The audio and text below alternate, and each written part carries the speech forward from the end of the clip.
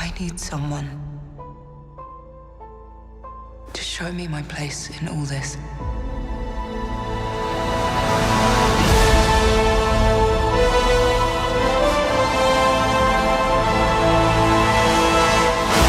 Hello everyone, it's Chris here, and welcome to my spoiler-filled review of Star Wars: The Last Jedi. This review is for people who have seen the movie and want to see me talk about some of the, what were the secrets and some of the stuff that got revealed in the movie, stuff you should not know going in. So if you haven't seen the movie, don't watch this video. Go watch the movie and come back and watch this if you want to, or if you don't care, stick around and I hope you enjoy this review. So let's go ahead and get started. So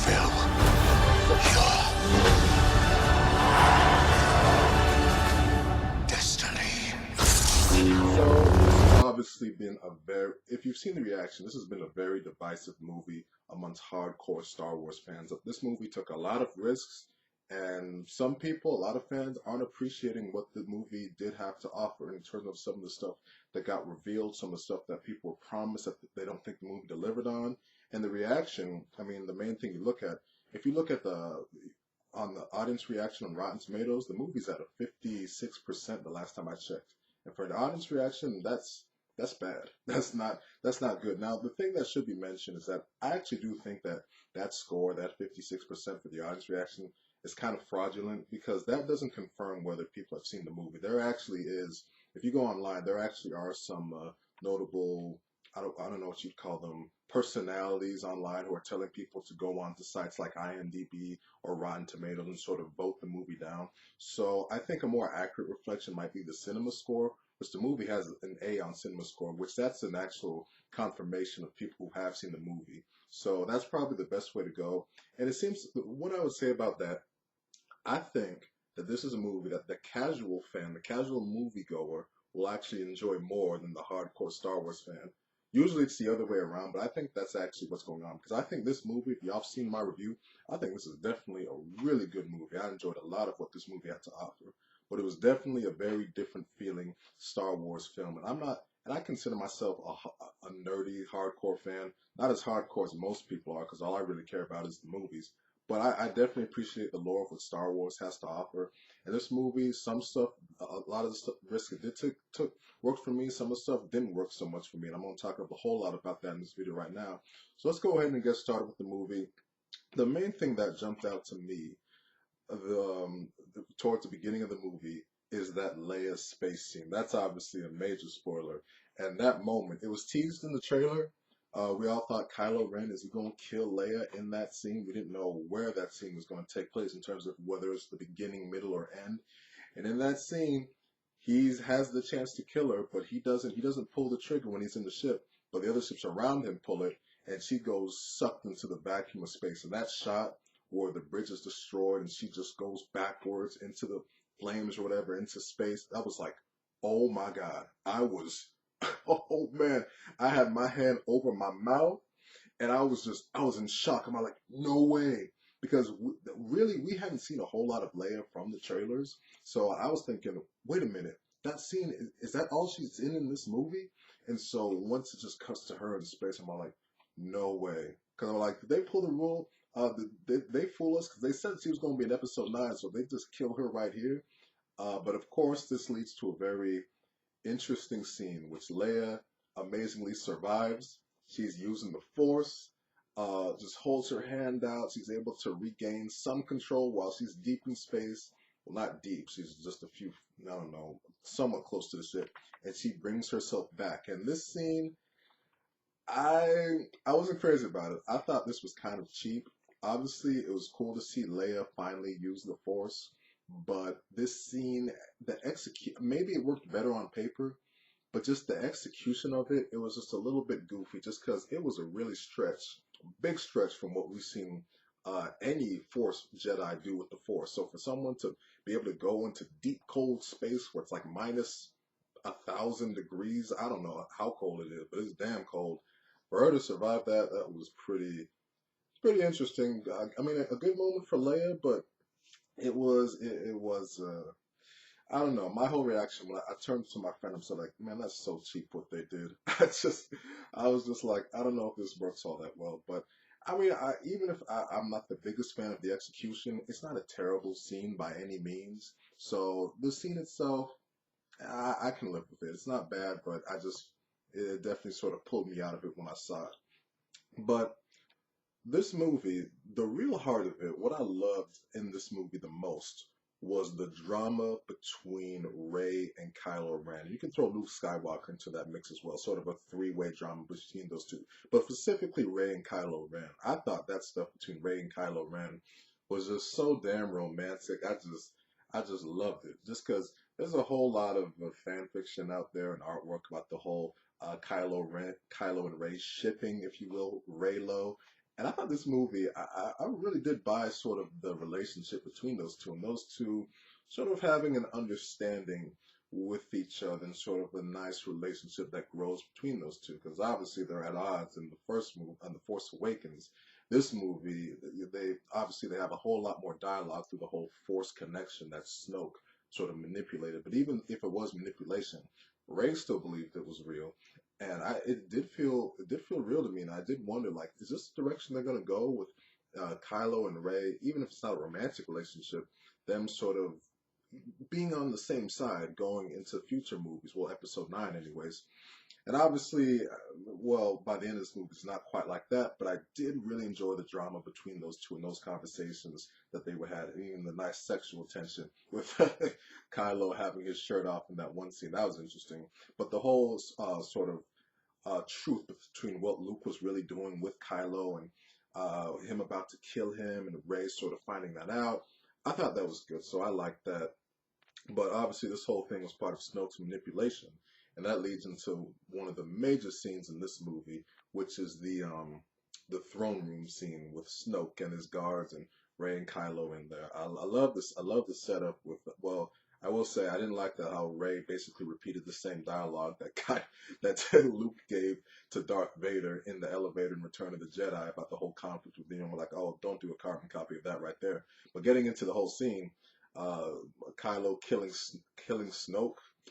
Well, let's say this. I thought it was a cool moment for Kylo because we see that he's at odds with everyone. He's at odds with Hux, and he was at odds with Snoke at the beginning of the movie.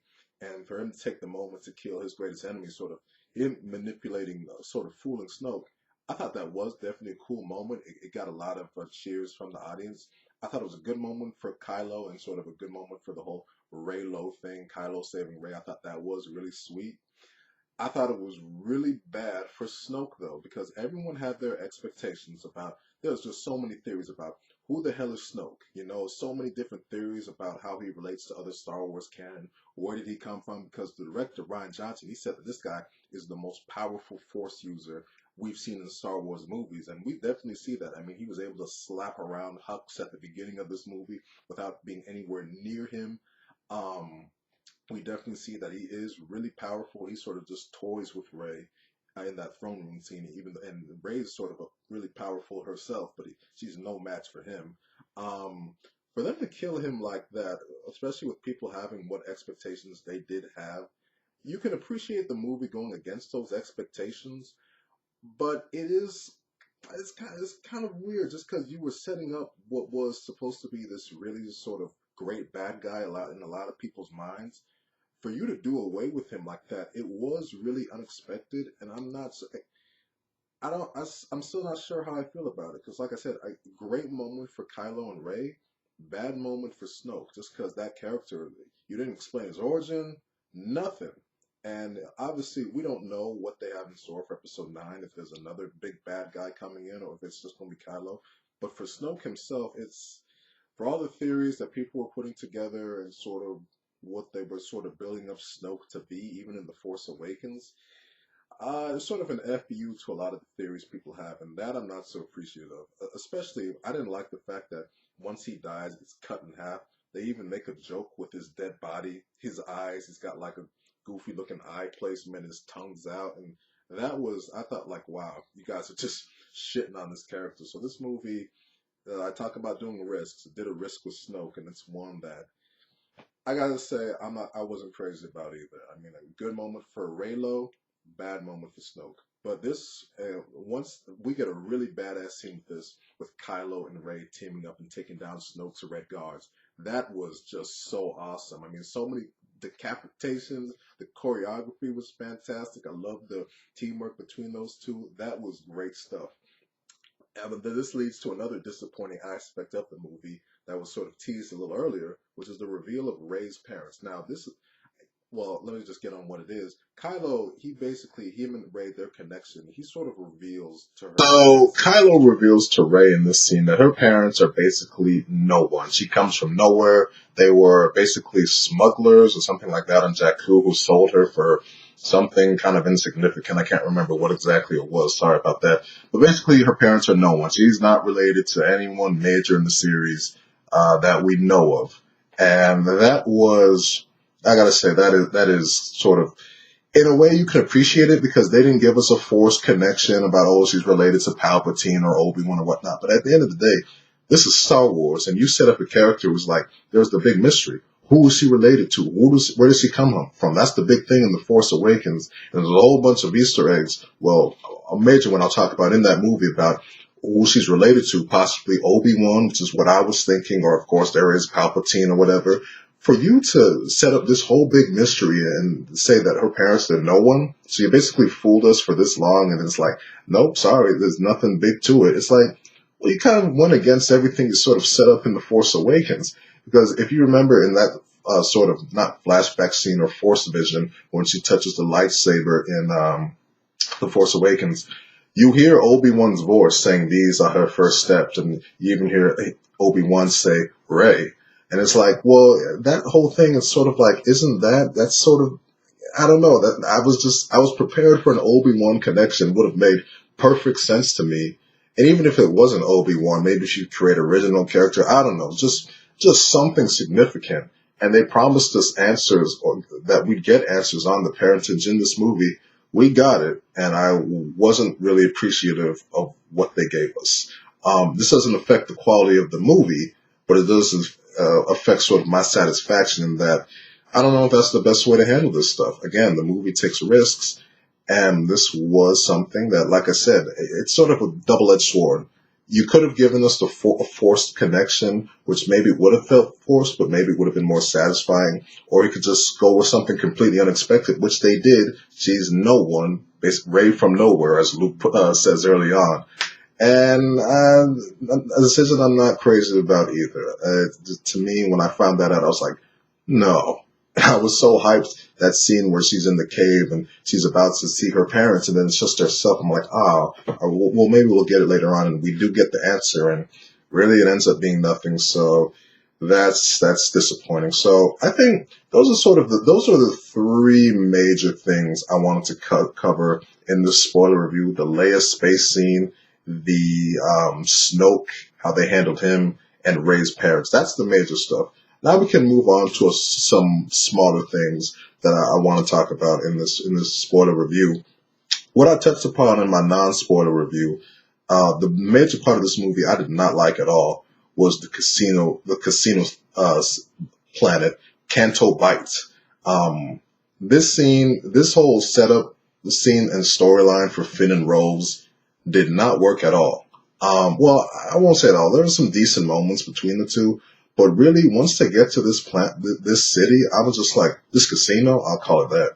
I'm all like, what the hell is going on? What happened to this movie? Because we had so much great drama and darkness going on between Rey, Kylo Ren, and Luke. The movie was so well directed. I didn't talk about the opening space scene, space battle with the Resistance and the First Order. That was fantastic. And you get to this casino bit, and it reminded me of the prequels, which, if you've seen my rankings for the Star Wars films, I don't hate the prequels at all. I think Episode 2 gets too much hate, and I legit like Revenge of the Sith. I think Phantom Menace is awful.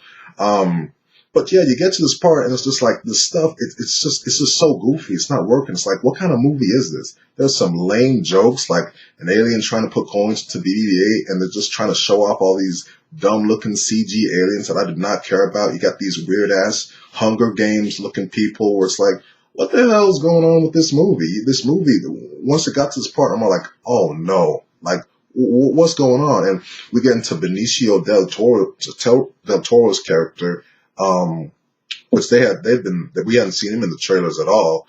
He didn't work at all for me with this movie because this whole storyline, it just felt so unnecessary and just not well done at all.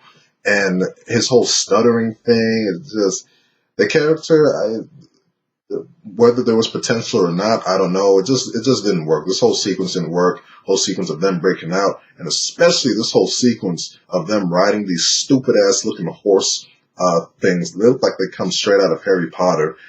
This whole sequence of them riding through the city, it's like that felt just like Harry Potter to me, and not in a good way because this is Star Wars.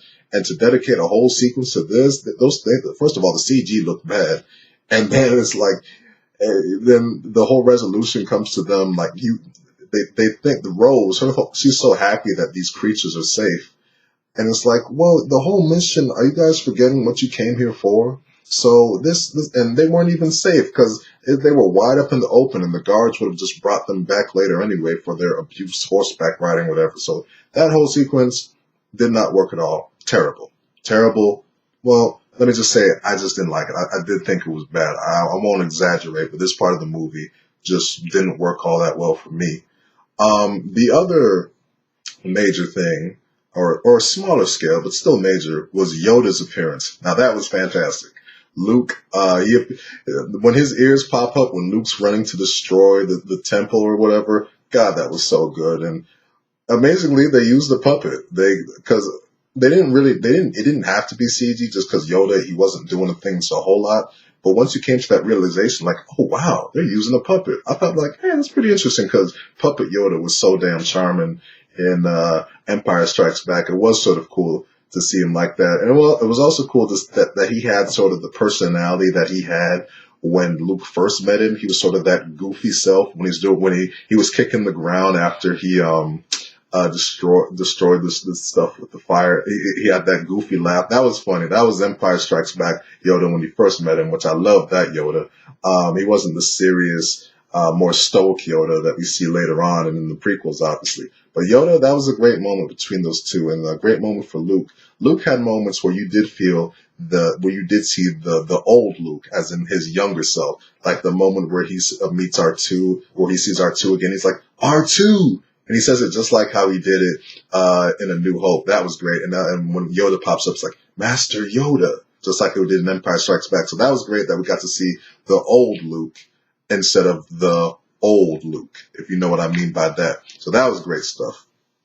And now let's get into the final battle. The final battle, the movie, to me, it felt like it was about to end when we got to that Rey and Kylo Ren scene in the throne room, where Rey realized, okay, Kylo Ren, you just ain't ever gonna learn. And Hondo, she sort of blows up or destroys the First Order ship, Snoke's ship, through light speed. Movie felt like it was about to end. Then we get to the whole crate scene, and it's like, whoa! So this is basically like a 4-act movie right here. What's amazing about it is that obviously we saw the crate battle in the trailers. And that was a major part of the marketing. I personally thought that set piece was going to take place in either the beginning or end of the movie, because the comparison you make is the Hoth battle in Empire Strikes Back. It looked just like that. Obviously, it's not an ice planet, but the whole setup with the ships and the AT-ATs, it looked just like that. So I'm thinking, okay, this is going to be like a set piece in the beginning or middle. It ended up being the final battle, which was surprising, but I didn't mind that because that sort of caught me off guard. I appreciate it. And it was a really badass final battle. I talk about the action. The action in this movie is so damn good. Like the opening space battle, the Rey and Kylo Ren versus the guards, that was great stuff. Finn versus Phasma, that was okay. I didn't mention, well, I'll talk about Phasma at the end, but let me just mention that now. Phasma, another waste. I didn't like how they used Phasma. It was a chance to do the character justice after they received the criticism. They didn't take advantage of it at all. I don't think so. But she dies. That's the end of Phasma. But getting back to the final battle, really badass final battle.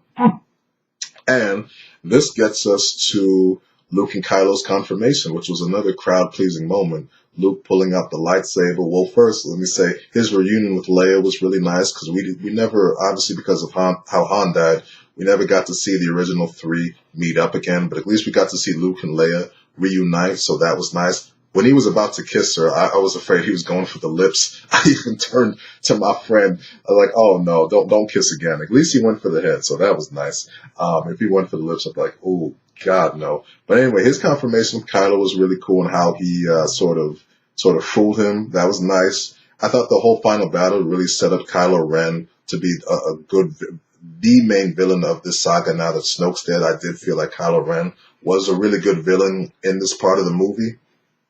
And now, obviously, Luke ends up tricking Kylo Ren through sort of making a projection of himself, a really convincing projection.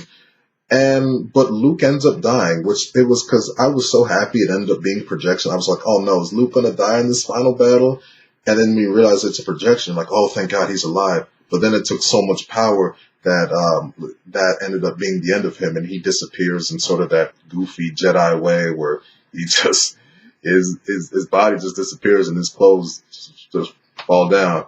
It was a really sort of poetic, beautifully done, that his last moment was that moment he had in A New Hope, where he's looking at the sun and they play that theme. It was just so beautiful. But when he died, it was unexpected. I was like, oh no! But that's the end of Luke Skywalker. Which people complain how sort of his arc in this movie. I thought it was a really good arc. I'm so disappointed with fans who expect characters to remain the same throughout the entirety of this series. It's called character development, and this was really good character development in this movie, because you could see where Luke was right, you could see where he was kind of wrong, though more right than wrong, I would say, when you really see what Kylo Ren was really all about.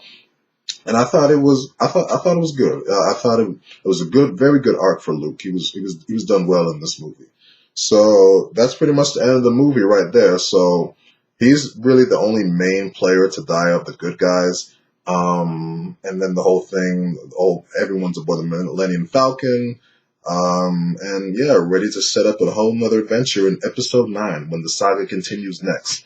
So the main thing going into 9 is how they're going to address Leia's death, because of course of Carrie Fisher's death, which I thought that was going to be addressed in the beginning of the movie in that space scene. Thankfully it wasn't. So she ends up living, because as it turns out, they were right. They did have plans for her in episode 9, and it's unfortunate that she is dead, first of all, because Carrie Fisher meant so much to other people. But I thought they actually did set this up nicely, whereas The Force Awakens, that's Han's movie. The Last Jedi, that's Luke's movie. Episode 9 was going to be Leia's movie, and she was probably going to have a real confrontation with Kylo. Unfortunately, we're never going to get that, and that's going to be the big what-ifs in movie history. Is like, what would episode 9 have been like if we actually got to have Leia in that movie? Just like how much different would The Dark Knight Rises have been if Ledger was still alive to do the Joker? Because that movie would have been so much more different. Just like how episode 9 was going to be a whole lot different. So I imagine they're going to do a time jump. So they're going to have to, she will obviously have just died off screen, most likely. I'd be shocked if it's any other way. And probably do a sort of a funeral type thing in episode 9. Definitely should do that, because now it's unfortunate because all of the original 3 heroes of that trilogy, Luke, Han, and Leia, they're all gone in one way or another. So that's unfortunate, but that's how they're going to do things in episode 9. And I imagine Rey, she's going to be training a new generation of Jedi, from what I understand, what this movie sort of sets up. Kylo Ren, he's still going to be that smuggling asshole source, still maybe I think his whole thing is going to be he still wants Rey, so maybe there'll be a whole lot more romantic tension, and maybe some more romantic tension on the good guy side, because there's some interesting potential romantic relationships that this movie sets up, because Rose and Finn, that's obviously a thing by the end of the movie. I love the look that Rey has when she sees Finn taking care of Rose. She has sort of jealous look, which I find that so hot, because the fact that she's going after a black man, oh my God. Oh man, Rey. She's my favorite hero. But I love that look. Maybe a potential thing between Rey and Poe, because those two were sort of exchanging nice looks, because they obviously had never met in The Force Awakens. So in The Last Jedi, they finally meet. They sort of had a little spark right there, so that was nice. So that's a nice little things to wonder about going into episode 9. And as for the story, I can't wait to see this, to see what they come up with, because obviously it's everyone loves Star Wars. I want to see how they're going to finish off this trilogy. Now they got JJ back. I think he's going to learn from his criticism from The Force Awakens, because this movie, even though there was elements that were reminiscent of other Star Wars movies, the movie itself was not a carbon copy of Empire Strikes Back, which I appreciated that. And I would almost guarantee that with the way things are set up for Episode 9, that's not going to be a carbon copy of Return of the Jedi. I would be shocked if it was. I don't think it will be at all. And I think I definitely am really looking forward to that movie when it comes out. And I do wonder, are they going to kill off the original people, other people from the original movies like 3PO, R2? He's really barely in this movie. I mean, R2, he was he was the star of the prequels pretty much, and they just relegated him in this sequel trilogy. So are they going to kill those two off? Who knows? Kill off Chewie? I hope not. I think once you kill off the three heroes, that's probably enough. C-3PO and R2-D2, those guys should probably stay for a while. So with my final score for the movie, I'm sticking with what I gave it originally. It's still a 9 out of 10 for me. The movie itself, you can disagree with some of the decisions it made, but the quality of the movie, the way it writes its characters, the drama, the action, the story, even though the casino part doesn't really work, there's still so much more good that outweighs the bad. That a 9 out of 10, I'm sticking with that score. I do think it was an improvement on The Force Awakens. Even though The Force Awakens was a more consistent movie throughout, it didn't have a section that was bad like how this movie did with the casino bit. Hopefully, I'll be able to get over that I will be fast forwarding that part whenever I see the movie on Blu-ray, whenever that is. So yeah, 9 out of 10, I'm going to stick with that. And I think it's in the upper half of Star Wars movies for me. Not on the level of Empire Strikes Back, but I'm having a hard time thinking of where I would put it. Still too soon to really rank it off, being so fresh from the movie. But I definitely really appreciated what this movie had to offer. Different feeling Star Wars movie. Not everything worked, but a lot of stuff hit home for me as a movie, which, like I said, the heart of this movie is the characters, the relationship between Rey, Kylo Ren, and Luke. That was just fantastic stuff and so many great emotional moments. So anyway, I hope y'all enjoyed this review. Leave your comments and tell me what you thought of the movie, about certain scenes. You can get into spoilers for this video right here.